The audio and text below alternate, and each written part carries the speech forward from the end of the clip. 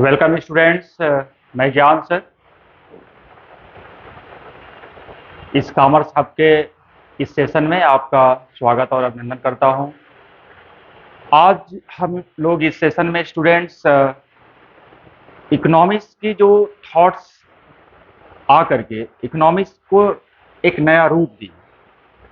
अलग अलग इकोनॉमिस्ट ने अपने अपने डिफिनीशन को दे करके इकोनॉमिक्स के डेवलपमेंट में अपना कंट्रीब्यूशन किया, अपना रोल प्ले किया। उस पर हम लोग चर्चा करेंगे कि किस तरह से सब्जेक्ट के रूप में इकोनॉमिक्स एडम स्मिथ के द्वारा, एडम स्मिथ की बुक के पब्लिश्ड होने के बाद इस दुनिया में सेपरेट सब्जेक्ट के रूप में पढ़ा जाने लगा, और फिर उसमें किस तरीके से आगे अमेंडमेंट होकर के, इम्प्लीमेंट होकर के पूरे देश की, पूरी दुनिया की इकोनॉमी को एक नया रूप दिया। हम लोगों ने इसके पहले डिस्कस किया हुआ है और आप पढ़े होंगे कि सबसे पहले इकोनॉमिक्स का डिफिनीशन दिया एडम स्मिथ ने 1776 में, 1776 में। उसके बाद मार्शल आए। 1890 में उन्होंने अपने डिफिनीशन को लेकर के दुनिया में आए अपने बुक्स के माध्यम से। थर्ड डिफिनीशन हम लोग जानते हैं, जो फेमस डिफिनीशन आई, जो पूरे इकोनॉमिक थॉट प्रोसेस में अपना रोल प्ले किया, उसको बदला, प्रोफेसर रॉबिन्स का, जिनकी बुक पब्लिश हुई 1931-32 मानी जाती है वो एच। और आप देखेंगे इसके बाद ग्रोथ ओरिएंटेड जो डिफिनीशन आई पॉल ए सैमुएल्सन की। लेकिन अभी 21st सेंचुरी में बहुत सारी चेंजिंग हो रही है और बहुत सारे इकोनॉमिस्ट इकोनॉमिक्स को एक नई दिशा देने की कोशिश कर रहे हैं। लेकिन सबसे मॉडर्न और एडवांस जो डिफिनीशन, कंप्लीट डिफिनीशन मानी जाएगी, वो सैमुएल्सन की मानी जाती है इस समय।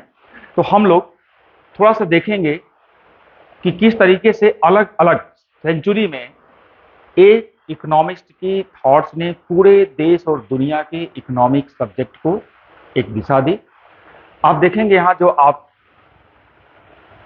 18th सेंचुरी की बात हम लोग कर रहे हैं, 18th सेंचुरी में आप देखेंगे एडम स्मिथ ने 1776 में अपने डिफिनीशन को दे करके पूरा के पूरा दुनिया का इकोनॉमिक मॉडल रखा और पूरी दुनिया में एक दिशा इकोनॉमिक्स की बनी।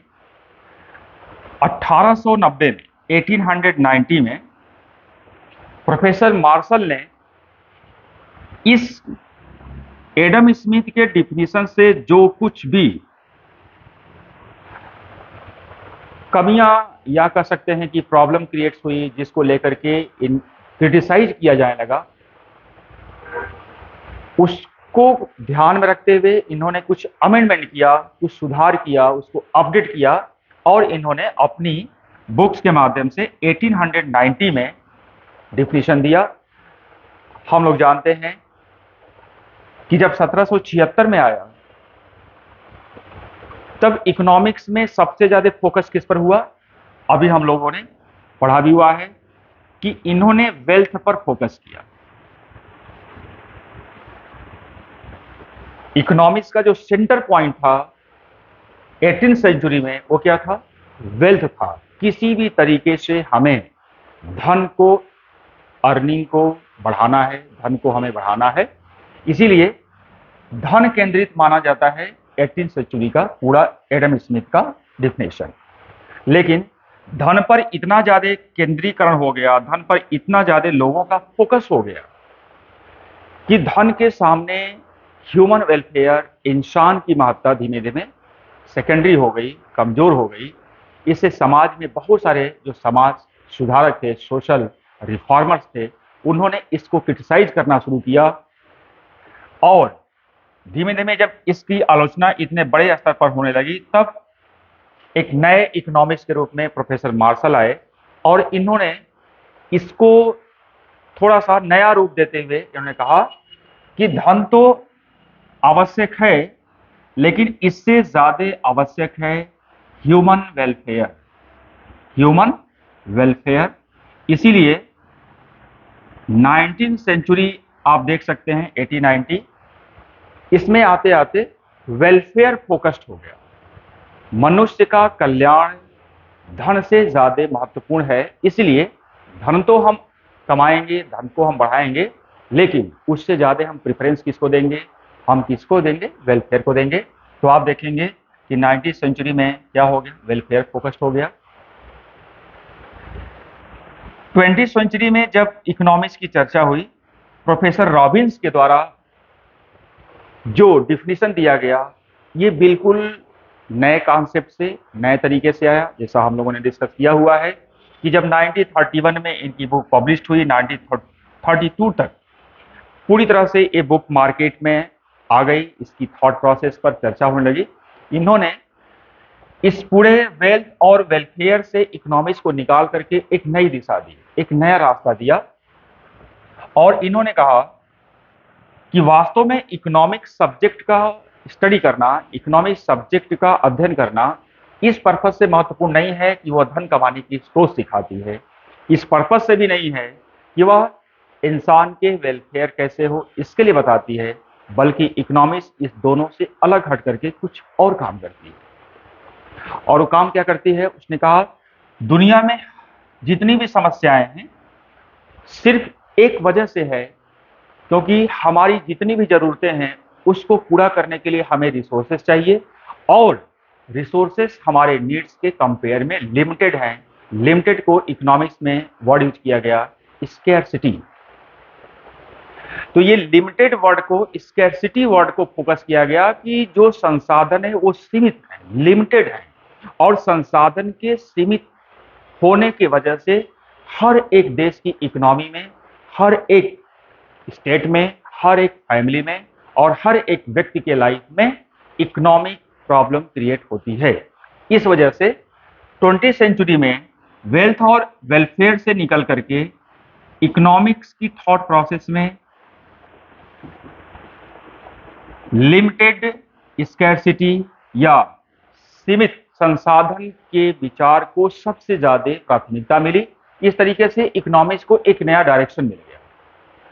इसलिए कहा जाता है कि प्रोफेसर रॉबिन्स ने 20वीं सेंचुरी में आकर के इकोनॉमिक्स को बिल्कुल पहले के धारा से निकाल के एक नई धारा में ले गए।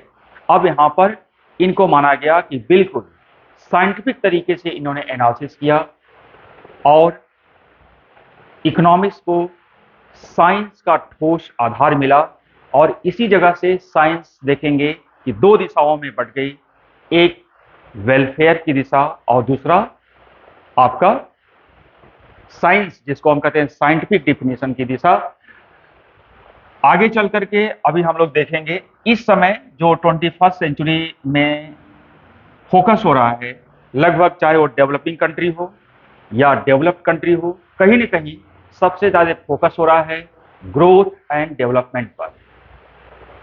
इसीलिए 21st सेंचुरी में जो सबसे ज्यादा फोकस्ड है वो डिफिनीशन है सैमुएल्सन की, क्योंकि सैमुएल्सन ने जो अपना डिफिनीशन दिया, वो डिफिनीशन का जो बेस है वो ग्रोथ है। इसलिए देखेंगे यहां पर आपके एग्जामिनेशन के पॉइंट ऑफ व्यू से जब भी क्वेश्चन क्रिएट होगा तो ये आपके लिए बहुत अच्छा क्वेश्चन यहां से बनेगा कि 18th सेंचुरी में 1776 में एडम स्मिथ की बुक जब पब्लिश हुई, an inquiry into the nature and causes of wealth of nations, तो इसके बेस में क्या था? वेल्थ। तो आप कहेंगे कि पूरा की पूरा 18th सेंचुरी किस पर डिपेंड था? वेल्थ पर था।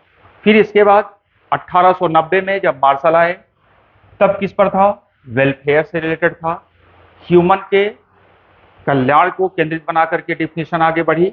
लेकिन जब 20वीं शताब्दी में हम आए तब देखेंगे कि ये बिल्कुल साइंटिफिक हो गई, और इसने कहा कि जो हमारी नीड्स है और नीड्स को फुलफिल करने के लिए जो हमारी रिसोर्सेज हैं, रिसोर्सेज सीमित हैं, लिमिटेड हैं, स्केर्स हैं, इसीलिए यदि स्कैर्सिटी की प्रॉब्लम को सॉल्व कर दिया जाए तो हर देश की इकोनॉमिक प्रॉब्लम सॉल्व हो जाएगी। इसीलिए स्कैर्सिटी इकोनॉमिक्स का केंद्रीय पॉइंट बन गया, सेंटर पॉइंट बन गया, जिसको आधार बना करके काम किया जाने लगा। और 21st सेंचुरी में हर देश को सिर्फ और सिर्फ ग्रोथ पर फोकस करना हुआ। आप देखेंगे ग्रोथ और डेवलपमेंट को बेस बना करके आज पूरे वर्ल्ड की इकोनॉमी काम कर रही है। हमारे देश की जो इकोनॉमी है, भारत की जो इकोनॉमी है, उसमें सबसे ज्यादा फोकस किया गया। लगभग आप देखेंगे 2015 के पहले ग्रोथ वर्ड पर बार बार फोकस होता था, लेकिन इस समय आफ्टर 2015 मोदी सरकार के आने के बाद उसको ग्रोथ से ज्यादा फोकस किस पर किया जा रहा है, किस वर्ड पर? डेवलपमेंट वर्ड पर फोकस किया जा रहा है। इसलिए हम कह सकते हैं कि ग्रोथ और डेवलपमेंट ओरिएंटेड जो हमारी इकोनॉमिक्स की जो डायरेक्शन है वो 21st सेंचुरी का डायरेक्शन है। आप देखेंगे कि भारत का जो अमृत काल है, 25 वर्षों का जो ये प्लान बना करके इस समय भारत सरकार काम कर रही है, उसका पहला जो 5 प्रण लिया गया, उसमें पहला प्रण भी क्या लिया गया है कि भारत को इस 25 वर्ष में हमको विकसित राष्ट्र बना देना है। तो विकसित कहने का यहाँ पर पहला ही पर्पज, बिना ग्रोथ के आप विकसित नहीं हो सकते। हम लोग यहाँ पर आगे पढ़ेंगे कि वास्तव में जब ग्रोथ का वर्ड यूज हो रहा था, भारत सरकार ने आके ग्रोथ से ज्यादा डेवलपमेंट वर्ड पर फोकस किया। तो दोनों शब्दों में डिफरेंस क्या है हम सब जानते हैं कि जब केवल इनकम में इंक्रीजमेंट होता है, जब केवल आपके इनकम में बढ़ोतरी होती है, लेकिन उस इनकम का यूज आप कहां कर रहे हैं, कैसे कर रहे हैं, जिससे कि आपके लाइफ स्टैंडर्ड में चेंजिंग आए, आपकी क्वालिटी ऑफ लाइफ में चेंजिंग आए। जब हम क्वालिटी ऑफ लाइफ पर फोकस कर देते हैं, that means use of income पर फोकस कर देते हैं, तब हम डेवलपमेंट की बात करते हैं। तो सीधे सीधे कहा जाए, पैसा कमाना इंपॉर्टेंट है, लेकिन उससे ज्यादा इंपॉर्टेंट है उस पैसे का आप सदुपयोग कहां कर रहे हैं, कहां पर उसका यूज कर रहे हैं। अपने हेल्थ को अच्छा बनाने में, अपनी एजुकेशन को अच्छा बनाने में, अपनी क्वालिटी ऑफ लाइफ को अच्छा बनाने में, या कहीं भी आपका इनकम एक्सपेंडिचर हो रहा है। तो इस दोनों में एक डिफरेंसेस है कि ग्रोथ में हम केवल इनकम पर फोकस करते हैं, लेकिन डेवलपमेंट पर उस इनकम के एक्सपेंडिचर होने के बाद लोगों के जीवन में परिवर्तन कैसा होता है, इस पर फोकस करते हैं। तो स्टूडेंट, इस तरह से आपने देखा कि जो वास्तव में 4 सबसे इंपॉर्टेंट हमारे डिफिनीशन के बेस हैं, wealth related, welfare related, scarcity related और ग्रोथ रिलेटेड, ये 4 सेंचुरी में अपने अपने विचार को इतना प्रभावित किए कि पूरे देश और दुनिया की इकोनॉमी एक नई दिशा ले ली, और उसी बेस पर सारी दुनिया की इकोनॉमिक सिस्टम चल रही है। हमने कल आपको डिफिनीशन की चर्चा करते समय एक बात किया था, पिछले सेशन की वीडियो में आपने देखा होगा, तो जरूर आप उसको समझे होंगे कि एडम स्मिथ जब अपनी बुक्स में डिफिनीशन दिया तो उन्होंने फोकस किस पर किया था? An inquiry into the nature and causes of wealth of nations पर। जब मार्शल ने फोकस किया तो उन्होंने कहा कि इकोनॉमिक्स एक ऐसा विज्ञान है जो ह्यूमन के वेलफेयर पर फोकस करता है, एक ऐसा विज्ञान है जो धन के यूज करने पर फोकस करता है, और तीसरी बात मैंने कहा कि जब हम रॉबिन्स की बात करते हैं तो ये संसाधनों के सीमित होने पर फोकस करता है, और संसाधनों के ऑप्टिमम यूटिलाइजेशन से कैसे इनकम बढ़ाया जाए, इसको हम ग्रोथ प्रोसेस में कहते हैं। तो यहां से 2 रास्ते में या 2 धारा में हमारी इकोनॉमिक्स बढ़ती है, और आप पढ़े भी होंगे कि इकोनॉमिक्स इसी वजह से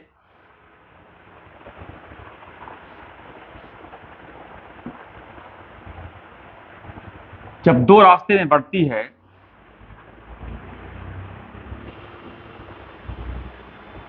तो जो मार्शल की थॉट प्रोसेस है इसको कहा जाता है नॉर्मेटिव इकोनॉमिक्स। इसको कहा जाता है नॉर्मेटिव इकोनॉमिक्स।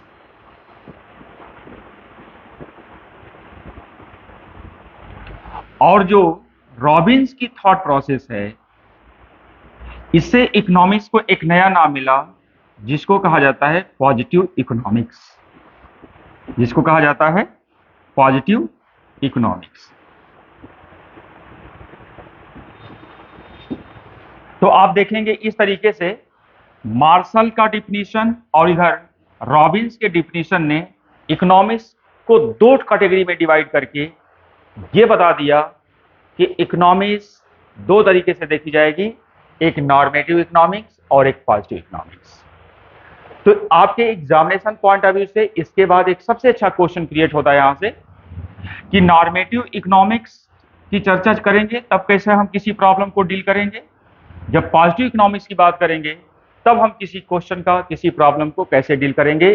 तो आप जानते हैं साइंटिफिक डिफिनेशन, साइंटिफिक एनालिसिस केवल इतना बताता है कि जो कुछ भी सामने स्टेटस है उसका केवल आपके सामने खाका प्रस्तुत कर देता है, उसकी स्टेटस, उसकी स्थिति को बता देता है। जैसे मान लीजिए कि आपके देश की, अपने देश की इकोनॉमी को हमको बताना है तो हम ये बता देंगे कि इस समय देश की स्थिति क्या है, यानी what is the status of economy. तो पहले व्हाट इज का क्वेश्चन का आंसर देता है, या कुछ समय पहले अपने देश की इकोनॉमी कैसी थी, व्हाट वाच का आंसर देता है। या जो कंडीशन चल रहा है इस बेस पर कुछ समय बाद अपने देश की इकोनॉमी क्या होगी, that means what will be. ऐसे कह सकते हैं कि पॉजिटिव इकोनॉमी सिर्फ इस बात की चर्चा करता है कि वास्तव में हमारी इकोनॉमी क्या है, क्या थी और क्या होगी। बस आपको एक रियल सिचुएशन रख देता है, केवल इतना चर्चा करके छोड़ देता है। इतना काम किया रॉबिन्स ने, और इसलिए कहते हैं कि साइंस की तरह केवल बता दिया जाए कि एक्चुअल में क्या करने से क्या होगा, लेकिन आपको क्या करना चाहिए ऐसा इकोनॉमिक्स सजेशन नहीं देता। तो पॉजिटिव इकोनॉमिक्स में केवल स्टेटमेंट, केवल एक बात बताई जाती है, लेकिन आपको कभी सुझाव नहीं दिया जाता है कि आपको क्या करना चाहिए, आपको क्या करना चाहिए, इसका डिसीजन आप स्वयं लीजिए। लेकिन नॉर्मेटिव इकोनॉमिक्स थोड़ा सा इससे अलग। नॉर्मेटिव इकोनॉमिक्स ये बताता है कि किसी भी कंट्री को, किसी भी इकोनॉमी को क्या करना चाहिए। वास्तव में ये सजेशन देता है, यहां सजेशन नहीं दिया जा रहा है, और यहां क्या हो रहा है, सजेशन दिया जाता है। इसलिए कहा जाता है कि नॉर्मेटिव इकोनॉमिक्स बताती है कि वास्तव में क्या होना चाहिए, क्या होना चाहिए। तो आप देख सकते हैं कि यदि आपसे पूछा जाए कि what is the difference between positive and normative economics, then you can easily explain. Then in positive economics only we study about what is, what was and what will be. Means what is the status of economy, what was the status of economy, and in future what will be status of economy, that is called positive economics. कि किसी economy में केवल इसकी study किया जाए तो उसको हम बोलेंगे पॉजिटिव इकोनॉमिक्स। लेकिन यदि कोई भी इकोनॉमिस्ट आपको यह सजेशन भी देता है कि वास्तव में आपको क्या करना चाहिए जिससे कि ह्यूमन वेलफेयर हो, तो उसे हम क्या कहेंगे, नॉर्मेटिव इकोनॉमिक्स। तो आप देख रहे हैं कि इन इकोनॉमिस्ट ने इकोनॉमिक्स की दुनिया को कैसे दो रास्ता दे करके एक दिशा दिया, और फिर इसी तरीके से आगे जितने भी पॉलिसी मेकर्स हैं, पॉलिसी फॉर्मेशन बनती है, प्लानिंग बनती है गवर्नमेंट के द्वारा। अब उसको डिसाइड करना है कि अपने देश के लोगों के जीवन स्तर को बढ़ाने के लिए, अपने देश के जीवन स्तर को और बेहतर बनाने के लिए, लोगों के इनकम को बढ़ाने के लिए वास्तव में देश को कैसी इकोनॉमिक पॉलिसी बनाई जानी चाहिए या कैसा बनाना चाहिए। तो इस तरीके से आपने इस सेशन में ये देखा कि ये जो चार इकोनॉमिस्ट हैं, 4 सेंचुरी को प्रभावित किए, लगभग 400 वर्षों को प्रभावित किए, और इस तरीके से दो इकोनॉमिस्ट प्रोफेसर मार्शल और प्रोफेसर रॉबिन्स ने इतना बड़ा रोल प्ले किया इस तरीके से पॉजिटिव और नॉर्मेटिव इकोनॉमिक्स के दो रास्ते दे करके, तो निश्चित है यहाँ से आपके एग्जाम में क्वेश्चन आने की पॉसिबिलिटी बहुत अधिक होती है। हमें विश्वास है आप इस सेशन से काफ़ी कुछ सीखे होंगे। जरूर इसको आप देखिए और जो कुछ भी डाउट्स हो कमेंट बॉक्स में जरूर अपना क्वेश्चन रखिए, जिससे कि हम आपके क्वेश्चन का आंसर भी दें और नेक्स्ट सेशन इससे भी बेटर आपके सामने हम टॉपिक लेके आएँ।